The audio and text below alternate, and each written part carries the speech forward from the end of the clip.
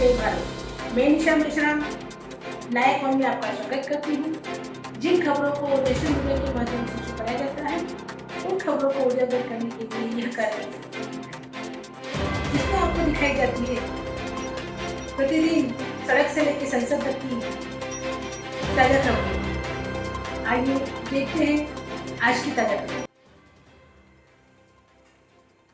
केंद्र सरकार ने किसानों को फायदा पहुंचाने के लिए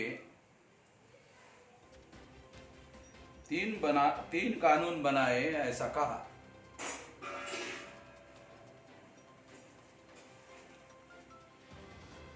मगर यह कानून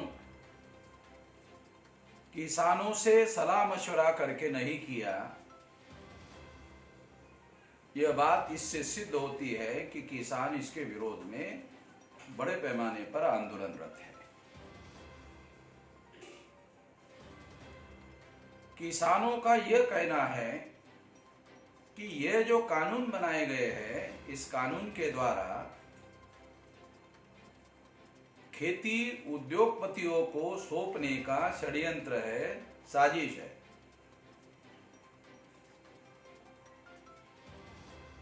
और ये बात तो किसानों की सही मानी जा सकती है, क्योंकि केंद्र सरकार ने जो मजदूरों के फायदे के कानून थे, वो कानून उद्योगपतियों के फेवर में बनाए और बहुत सारे कानून रद्द कर दिए। जब लेबर लॉज उद्योगपतियों के हक के लिए लेबर लोगों के विरोध में केंद्र सरकार ने बनाए, तो यह कानून जो किसानों के लिए बनाए, वो किसानों के फायदे के लिए बनाए। इस पर यकीन कैसे किया जा सकता है? इस पर विश्वास कैसे किया जा सकता है? नहीं किया जा सकता।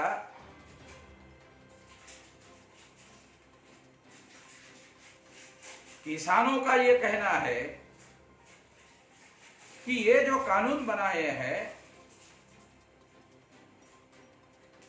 इस कानून में एमएसपी की व्यवस्था करने का कानून भी किया जाना चाहिए था, ताकि किसानों को जब कानून बनाया ही है तो गारंटी वाला कानून बनाया जाना चाहिए था कि जो भी केंद्र सरकार रेट निर्धारित करेगी, उस रेट पर ही व्यापारी किसानों का माल खरीद सकते हैं, फसल खरीद सकते हैं। मगर केंद्र सरकार ने ऐसा गारंटी देने का काम और प्रोटेक्शन देने का काम नहीं किया है, ऐसा किसानों का कहना है। इसके विरोध में किसानों ने पिछले 2 महीने से पंजाब में और हरियाणा में आंदोलन चला रहे थे, और ये जो आंदोलन चला रहे थे, अब उन्होंने दिल्ली के तरफ कूच करने का निर्णय किया। और वो दिल्ली में आकर केंद्र सरकार ने कानून बनाए तो केंद्र सरकार के साथ वार्ता करना चाहते हैं, केंद्र सरकार के साथ चर्चा करना चाहते हैं। तो किसान दल बल के साथ में दिल्ली में आने के लिए निकले। हरियाणा सरकार जो बीजेपी की है, उन्होंने उनको रोकने की कोशिश की, मगर किसान रुके नहीं। और अंतिमता केंद्र सरकार को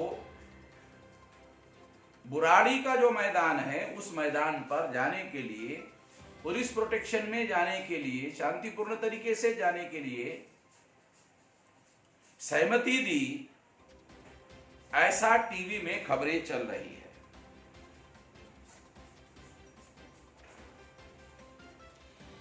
मगर शुरू में जब किसान इसके लिए संघर्ष कर रहे थे, तो इसके विरोध में केंद्र सरकार ने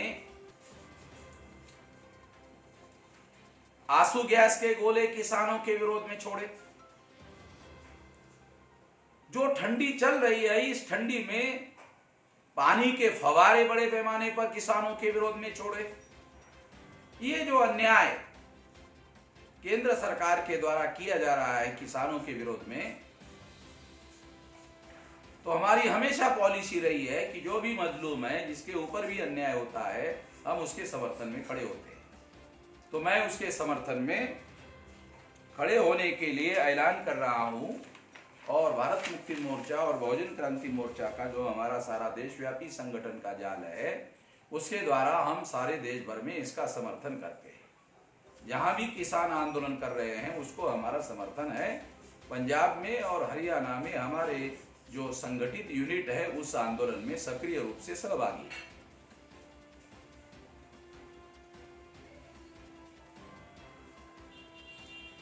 अगर किसानों को, क्योंकि मेरा ऐसा मानना है कि ये मामला इतने आसानी से सुलझने वाला नहीं है। अगर सुलझने वाला होता तो पहले ही सुलझ गया होता। इसके लिए किसानों को राष्ट्रव्यापी आंदोलन करना होगा, और राष्ट्रव्यापी आंदोलन करने के लिए एक राष्ट्रव्यापी संगठन उसके समर्थन में खड़ा होना बहुत जरूरी है।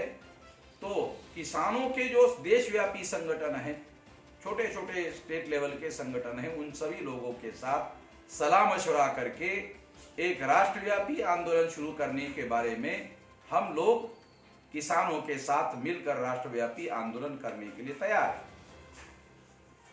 अगर किसान इस तरह से ये आंदोलन करना चाहते हैं तो हम लोग संगठित शक्ति के साथ किसानों के समर्थन में ये राष्ट्रव्यापी आंदोलन चलाने के लिए पूरी ताकत लगाने के लिए तैयार है। इस मौके पर मैं इतना ही कहना चाहता हूं कि भारत मुक्ति मोर्चा और बहुजन क्रांति मोर्चा का जो राष्ट्रव्यापी संगठन है, इस आंदोलन के लिए सक्रिय रूप से समर्थन करना चाहता है, और आगे राष्ट्रव्यापी आंदोलन के लिए भी पहल करने के लिए भी तैयार है। किसानों के संगठनों के साथ चर्चा, सलाह मशवरा करके यह आंदोलन राष्ट्रव्यापी आंदोलन बनाना होगा। किसान चाहते हैं तो ऐसा जरूर बनाया जाएगा। धन्यवाद।